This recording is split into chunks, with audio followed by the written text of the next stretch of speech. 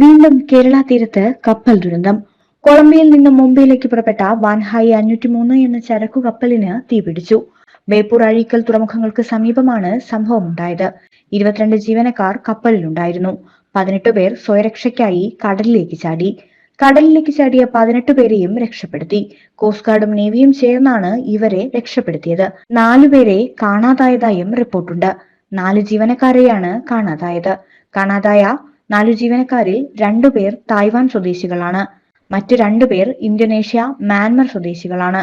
അപകടത്തിൽപ്പെട്ട കപ്പലിൽ ഇന്ത്യക്കാരില്ല എന്നാണ് വിവരം. ചൈനീസ്, മ്യാൻമർ, ഇന്തോനേഷ്യ, തായ്ലാന്റ് സ്വദേശികളാണ് അപകടത്തിൽപ്പെട്ട കപ്പലിലുണ്ടായിരുന്നത്.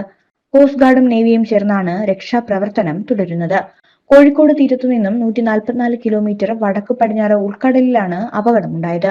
പരിക്കേറ്റ ജീവനക്കാരെ എയർലിഫ്റ്റ് ചെയ്യാനുള്ള സോണിയർ വിമാനങ്ങൾ പുറപ്പെട്ടിട്ടുണ്ട്. നിരവധി തവണ പൊട്ടിത്തെറിയുണ്ടായതായും സ്ഥിരീകരിക്കാത്ത വിവരങ്ങളുണ്ട്. ചില ജീവനക്കാർക്ക് പൊള്ളലേറ്റിട്ടുണ്ട്. തീപിടുത്തത്തിന്റെ കാരണം വ്യക്തമല്ല. ഇന്ത്യൻ നേവിയുടെയും കോസ്റ്റ് ഗാർഡിന്റെയും സംഘം പ്രദേശത്ത് രക്ഷാപ്രവർത്തനം നടത്തുകയാണ്. INS സൂററ്റ് ഉടൻ സ്ഥലത്തേക്കെത്തും. വെള്ളത്തിൽ വീണാൽ അപകട സ്വഭാവമുള്ള വസ്തുക്കളും തീപിടിക്കാൻ സാധ്യതയുള്ള വസ്തുക്കളുമാണ് കണ്ടെയ്നറിൽ ഉള്ളത് എന്നാണ് വിവരം. കോസ്റ്റ് ഗാർഡിന്റെ 6 കപ്പലുകൾ കൂടി ദൗത്യത്തിന് നിയോഗിച്ചു.